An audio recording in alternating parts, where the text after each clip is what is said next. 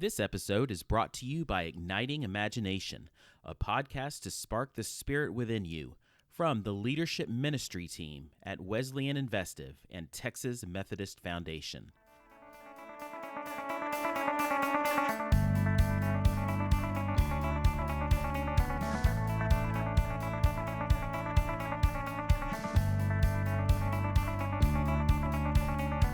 It's Monday morning, the start of a new week.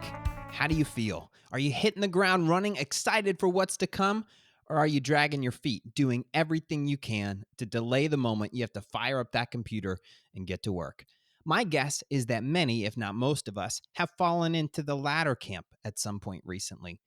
Do any reading about the state of pastors and others working in ministry at the moment, and you find a group of people who have seriously considered the idea of getting out and doing something else.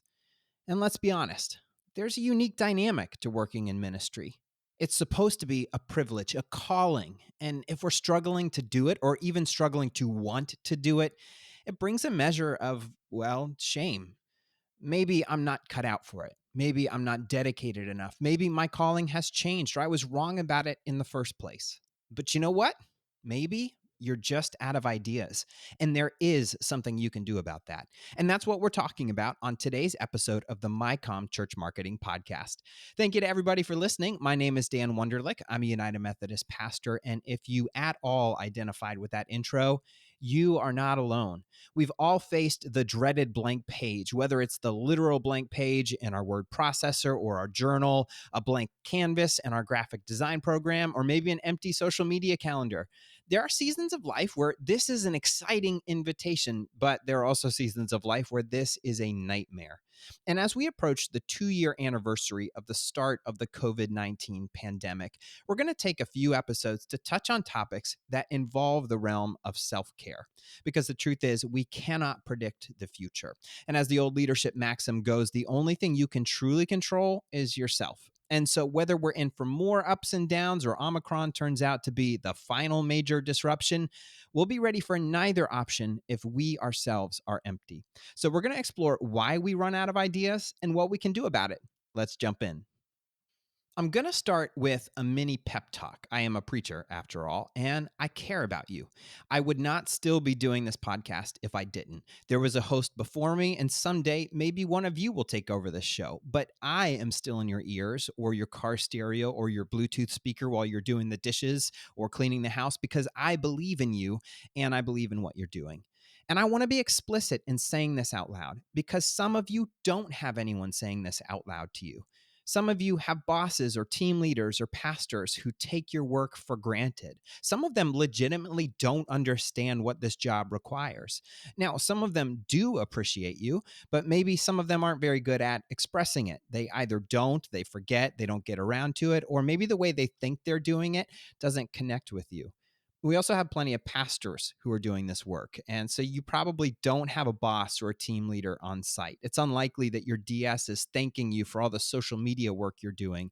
And your congregation may not even realize that it's you doing it on top of everything else. But we who do this work know just how vital it is. We also know how relentless it is. Just like for the preachers out there, Sunday's coming. We church communications folks know that the next slot in the social media calendar is coming, and it's often sooner than a week away. Even our best posts are only likely to generate attention and engagement for a few days. And if you're not on someone's feed, if you're not in their email inbox or their text messages on a regular basis, you run the risk of becoming invisible. And not just because you literally don't have a new post going out, but because virtually every social algorithm is built on momentum. If you fall behind, then even the posts you do create won't always be seen even by everyone who has chosen to follow you.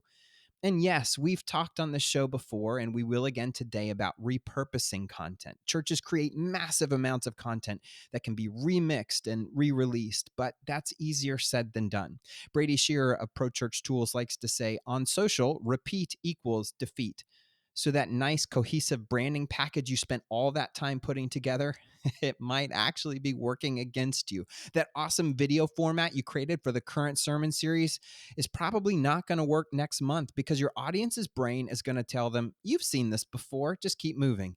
It's almost like Have you ever watched the Summer Olympics? I know we just finished the Winter Olympics, but you ever watch swimming in the Summer Olympics? The athletes dive into the pool and they start the race. And then shortly after, a line appears on the screen moving steadily across the pool. This line represents some record, the Olympic record or the world record. And many of the swimmers are ahead of the line at first, but eventually it catches them and passes them unless their name is Katie Ledecky. And of course, that line doesn't speed up or slow down like a real swimmer does, even the actual swimmer who set that record. It averages the speed out so that it moves at an even, unchanging pace. And we are in that kind of race all the time. And in some weird way, I hope that just hearing someone else say this out loud, validating the feelings you may be having, I hope that helps. There is at least one person out there who knows how you feel, and that person is me. But the truth is, there are a lot of yous out there listening to this podcast that know how you feel. But what I also know is that you and I, and all of those countless others who do this work alongside of us, we jump in that pool and we race that line because it means something and it contributes to something that lasts, the only thing that lasts, the kingdom of God. Okay, so to sum up in one word, the primary reason why I think most of us end up running out of ideas from time to time, that word is margin. What is margin? Well, let's take the angle of something we all know and probably work with on a regular basis: page layout. The margin is the distance between the content and the edge of the container. Sometimes we use it to reference the distance between elements in a design. It might also be referred to as white space, or your non designer friends and families probably like to call it blank space. And as a side note, isn't that just one of the small things that gets on your nerves? It is not blank space. It isn't just leftover space we didn't use. It's intentional. It is sometimes subtle, but you can always tell, sometimes even literally feel when you look at a design and you know it's been created by someone who knows how to use margin and spacing versus someone that doesn't. And in page layout and print design, what's the opposite of margin? What's it called when a design element runs off the side of the page, when the content doesn't fit inside its container? It's called bleed. Now, when you think about your job as a church communicator, your schedule, your list of responsibilities, which of these best describes you? Are you someone who's constantly overwhelmed and feels like their to-do list or their schedule are bleeding? Are you someone whose sole focus is on the main elements and so any leftover time really is just accidental blank space? Or are you someone who knows how to intentionally use margin to make everything better? There are lots of leadership and self help books and podcasts out there that can teach you the basics of margin and why it's so important. But here are 5 reasons why it's specifically important for us and our work. Number 1, Sabbath was made for us too. When Jesus' understanding and practice of Sabbath was challenged by his critics, he revealed that we weren't made for the Sabbath, but rather the Sabbath was made for us. It's not just a command, but a literal gift from God, and a gift that God would ideally like to give us every week.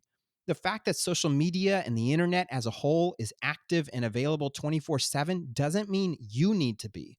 This is a spiritual discipline that everyone should be practicing. We need this kind of margin in our personal life, even before we talk about margin in our professional life. And as we've been saying, it requires being intentional. This means that if you feel like the church's email inbox, messenger inbox, notifications, etc., they need to be actively monitored every day, then you can only truly take Sabbath if there is at least one other person covering for at least one day out of the week. It also means that if the church is going to publish content 7 days a week, you have to have a plan for getting at least some of it done and scheduled ahead of time. And of course, at the 30,000-foot level, if the expectations and workload for your position are not something that you can achieve in the time you can give to it while also practicing Sabbath, then something needs to be adjusted. Now, let's be honest. It may mean that you need to get better or faster at something. It may mean that you need to rearrange or reorganize how you do some of your tasks. But it also may mean recruiting, developing, and delegating, or just readjusting the expectations and workload overall. The second reason margin is so important for us is that ministry is not predictable. You know this. I know this. Ministry is full of interruptions. One mentor of mine used to say, the interruptions are the ministry. meaning that no matter what you have planned for the day, some of the things that come up in the moment out of nowhere are actually where God and the people of God need you the most. Now, let's definitely be clear that we're not talking about allowing the urgent to drown out the important. This is where some of those leadership and time management books out there can really help you learn how to deal with people, teams, or systems whose interruptions actually keep you from functioning at your best. But there are some interruptions that we need to be able to give our time and attention to. And of course, ministry interruptions for a church communications person is going to look different than interruptions for a pastor. Though, again, shout out to all you pastors who are doing both. For dedicated church comms people, the interruptions may be an idea for a design that pops in your head. It may be seeing a video or a graphic that inspires you and you want to take a shot at creating your own version of it. Similarly, it may be seeing something trending or going on in the moment on a platform and you have an idea for how you can create your own version. You have to get that done before the window of relevance closes. It may mean seeing something that goes on in your church or your community that you want to go capture via video or photos. I mean, I could list 1,000 more. But the key is this: if you have margin in your schedule, you're more likely to feel like you have the time to explore that idea or take advantage of that moment. If you don't have margin, you're either likely going to feel like you're too busy and not pursue it, or pursuing that idea will actually put you behind on other things that need to be done. Third, your brain needs time and space to be creative. There's a reason ideas come to so many people in the shower. With nothing intensive to focus on, the brain is able to do its thing. And this is actually backed by research. When you take unstructured time, when you're seemingly doing nothing, your brain doesn't switch off. Oftentimes, your brain is like, thank you, I can finally get to that awesome idea you didn't know I was working on. So many people who work in creative fields will tell you that unstructured time is where the magic happens. Almost to a T. When I hear interviews with TV writers, particularly on comedies, they talk about how much time it seems like they waste at work. They play games, they watch YouTube, they get in very detailed debates about little things that don't matter.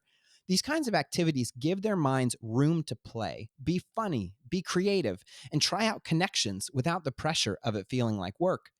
For us, it might not look the same, but it may be using that dreaded blank page as an invitation. Free writing that isn't a blog post or social media copy or even a devotion or sermon, messing around in Photoshop or Illustrator just to see what comes out. And again, we are talking about being intentional. Certainly, we can do this in those moments when we feel stuck and need to cleanse the mental palate. But this can also turn into work avoidance if we turn to it every time we feel creative resistance. But if we put free play time into our schedule to start the day or to end the day, or maybe to transition into or out of something like lunch or a meeting, we're giving our brain, our creativity, the margin it needs to do those intangible things that they might only do in unstructured time. And now let's take a brief pause to hear a word from our sponsor. This episode is brought to you by Igniting Imagination, a podcast to spark the spirit within you, from the leadership ministry team at Wesleyan Investive and Texas Methodist Foundation. Join Reverend Lisa Greenwood as she explores the 5 adaptive muscles congregations must strengthen to become fit, agile, and ready for God's now.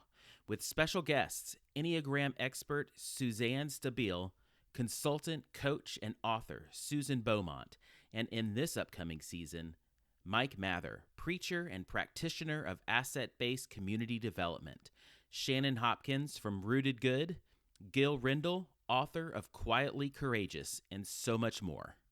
The Igniting Imagination podcast offers conversations packed with insight and inspiration for becoming more imaginative in your context. These are the conversation leaders in the church need to be having right now. Listen to Igniting Imagination today, wherever you get your podcast. Igniting Imagination, a podcast to spark the spirit within you. And now, back to our program. 4, you will eventually run out of ideas, even if only temporarily.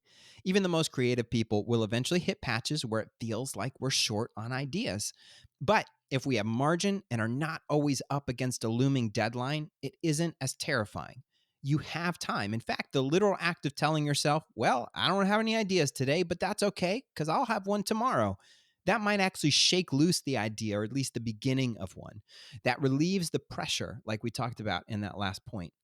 Creating margin also isn't solely about time. You can create content margin. As we'll talk about in a moment, one of the strategies for combating a lack of ideas is to have a folder of stuff that's ready to go when you just need something. It might not be perfect, it might not fit the theme you were hoping to address, but it does get something out the door. And sometimes that's what matters most. And our fifth and final reason why margin is so important for us is if you're out of ideas, your input may be too low.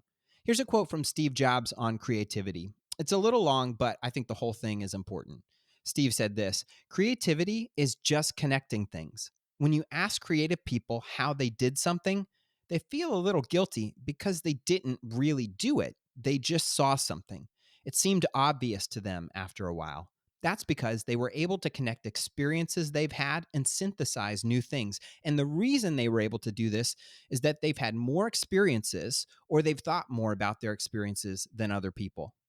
Think about the musical Hamilton. It would not exist if Lin-Manuel Miranda didn't grow up listening to rap and hip hop, fall in love with musicals, and randomly pick up an over 800-page biography of a little-known founding father at the airport on his way to vacation. Illustrating the point from number 3, I don't think it's a coincidence that Lin made these connections while his brain had time and space on vacation, but you cannot connect something you don't have in your mental collection, no matter how much time or space you give your brain. As Steve Jobs stated, the sheer quantity of experiences contributes to the quality of connections the creative person can make. Your output is directly correlated to your input, and input takes time. And again, margin is largely about having the time to do what you need to do to ensure that your systems and output are sustainable. Now, I'm sure your mind is already swimming with ways to build margin, and I don't want to shut down your brainstorming. You know what you need better than I do. But here are some things that I would recommend. Number 1, capture the ideas you do have. The problem many of us face likely isn't that we have no ideas, but that we have ideas at the wrong time, as in not when we're sitting at our computer ready to write, edit, or design. You're likely carrying a digital capture and organizational device everywhere you go. You might even be listening to me through it right now. Of course, I'm talking about your smartphone. Apps like Evernote or Notion and the like can certainly help with the capture and organization, but even the basic functions. Your phone has a notes app, a camera for photos and videos, a voice recorder, which of course is just an audio recorder. You can record more than just your voice, and the ability to text or email stuff to yourself. I have an ideas folder synced across all my devices where I collect written notes, photos, and videos. My voice memo app is 75% sermon or podcast ideas that I have while driving in my car or taking a walk with my dog. If I see a color or a color palette I really like, or a design style or a poster layout, I'll take a picture of it to reference later. Pastor and author Max Lucado keeps a note on his phone of interesting words or turns of phrases that he runs into when he's out in the quote unquote wild so he can throw them into his book. You get the idea. Record your ideas. This is the first step in creating content margin. If you build up a great collection, then you never actually start with a blank page. Second, create content you don't need. You know those Photoshop or Illustrator Freeplay sessions we talked about earlier? You could start with a blank page and just see what comes out, or you could do a bunch of designs celebrating all the holidays left this year, or you could give yourself the challenge to design something that communicates an emotion. Perhaps today you make 5 designs that scream joy. Tomorrow you make 5 designs that are more melancholy. You could create a scripture graphic based not on this week's sermon, but something you read in your personal devotion time. Then you put all those things together in a folder on your computer. You don't post them because while you might not need it right then, you might need it later. They can either literally be the graphic you post if you don't have any fresh ideas when the actual holiday rolls around, or maybe you're asked to create a graphic for a sermon series about hope in the midst of grief, and you've already got a folder with designs that communicate the right tone. You just need to repurpose the text for the series. Giving yourself little low pressure challenges or design briefs benefits you in multiple ways. It gives your brain a break from working on deadline. It gives you the chance to stretch yourself creatively since you know no one's actually going to see this if it doesn't work out. You can lean into designing for a style you're into or an emotion you're feeling in the moment. And then when you're actually asked to tap into these at a time when maybe you're not feeling them, you don't have to force it or fake it. You've already got something. What you're doing is building up a library of content that can be deployed or repurposed when you're in a pinch. Third, don't be afraid to repeat the right way. I noted the quote earlier from Brady Shearer: when it comes to social, repeat equals defeat. What he was specifically talking about was our tendency to tune out things we think we've seen before. So, using the exact same fonts, colors, and layouts on all your graphics will eventually lead to your audience tuning out, even if the actual content is different. But repurposing content the right way is totally worth it. One of the things I've heard more and more preachers talk about is repeating sermon illustrations and stories. If the story is right for the sermon, use it because it's right. Don't skip it just because you've used it before. Chances are good most people won't remember that you used it before. And if they do, it's likely because they liked it or connected with it the first time. And repeating it can reinforce it. Now, of course, you can overdo it, but when done right, it's effective. What this means for us is if there's a sermon clip or quote or other post that performs really well, put a copy of it in a folder on your computer and don't be afraid to pull it out again in the future.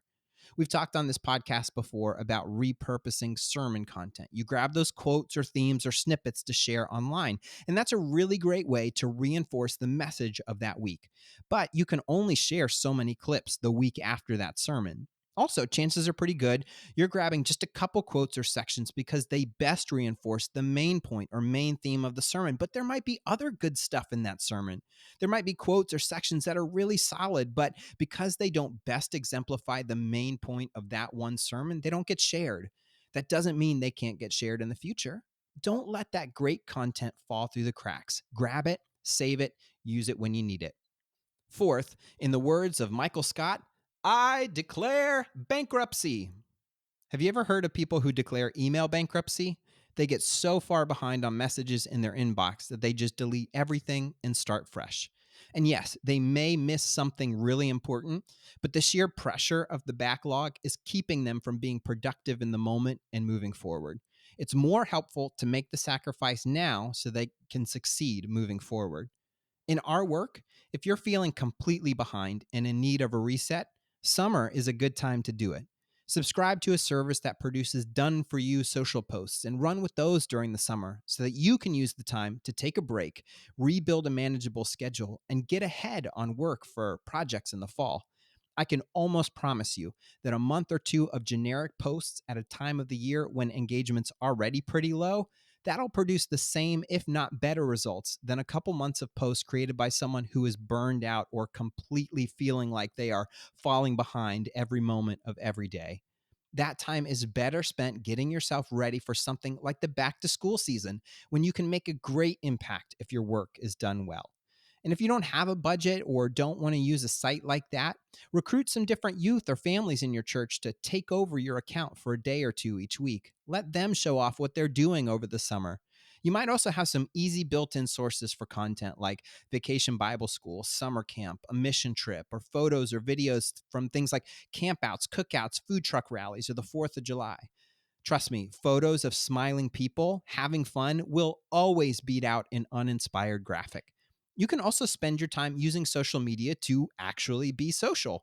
Rather than just making your own content, interact with other people's content by liking, commenting, and sharing.